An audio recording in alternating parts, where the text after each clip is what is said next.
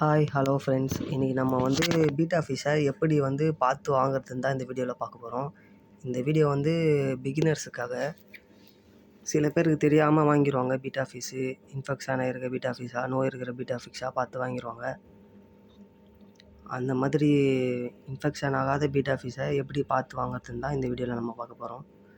Beta fish நல்லா ஹெல்த்தியாக இருக்குனாக்கா இந்த மாதிரி பபுள் நெஸ்ட்டு கட்டும். மேல் பீட்டா இந்தமாரி பபுள் நெஸ்ட் எதனால் கட்டுதுனாக்கா, ஒன்று ப்ரீடிங்க்கு நான் ரெடியாக இருக்கேன்றதுக்கோசரம் பபுள் நெஸ்ட் கட்டும். ரெண்டாவது வந்து ஹெல்த்தியாக இருக்கிற பீட்டா ஃபிஷ் வந்து அடிக்கடி பபுள் நெஸ்ட் இந்தமாரி கட்டும் டேங்க்கில். அடுத்ததாக என்ன பார்க்குறீங்கனாக்கா, இந்தமாரி பீட்டா ஃபிஷ்ஷை வந்து நீங்கள் பெட் ஷாப்பில் போய் பார்க்கும்போது, பெட் ஷாப்பில் இந்தமாரி கையை வச்சு இது பண்ணி பாருங்கள். அந்த ஃபிஷ்ஷு வந்து உங்கள் கையை ஃபாலோ பண்ணுதா? இந்த மாதிரி ஃபாலோ பண்ணிச்சிங்கனாக்கா அந்த பீட்டா ஃபிஷ்ஷு ஆக்டிவாக இருக்குன்னு அர்த்தம். அடுத்தது வந்து உங்கள் அந்த பெட் ஷாப்லேயே வந்து ஃபுட்டு வாங்கி பாருங்கள். 2 பெல்லட் வாங்கி அந்த ஃபிஷ்ஷுக்கு வந்து போட்டு பாருங்கள். அது உடனே வந்து சாப்பிடுதா பாருங்கள். அப்படி வந்து உடனே சாப்பிட்டுச்சுனாக்கா அந்த ஃபிஷ் நல்லா ஹெல்த்தியாக இருக்குன்னு அர்த்தம்.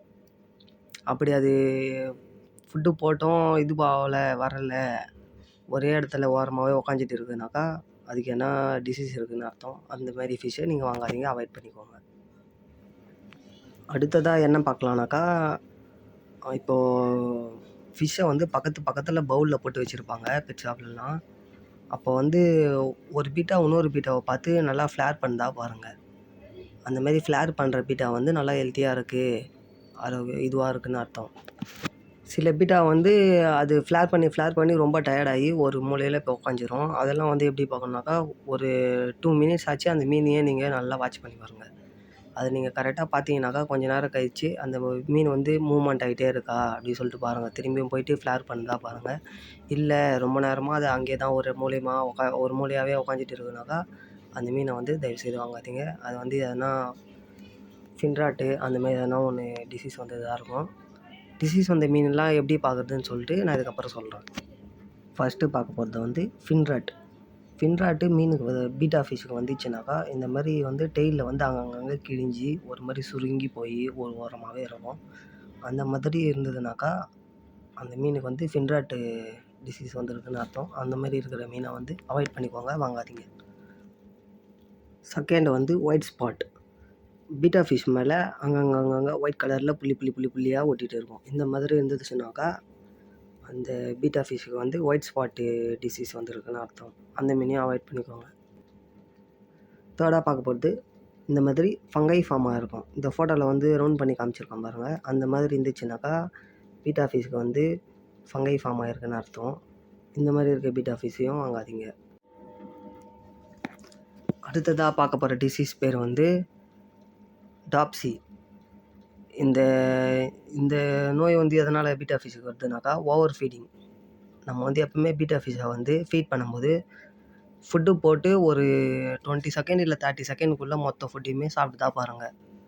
அந்தமாரி 30 செகண்டுக்குள்ளே சாப்பிட்டுச்சுனாக்கா அதுதான் உங்களுடைய பீட்டா ஃபிஷ்ஷோடைய ஃபுட்டோடைய அளவு. அதுக்கு அதிகமாக போடாதீங்க. மீதி இருக்கிற ஃபுட்டையும் வந்து டேங்க்லேயே வச்சுருக்காதீங்க, எடுத்துருங்க. ஓவராக ஃபீடிங் பண்ணிங்கனாக்கா இந்த நோய் வரும். இந்த நோய் வராமல் இருக்கிறதுக்கு லிமிட்டடாக ஃபீட் பண்ணிக்கோங்க.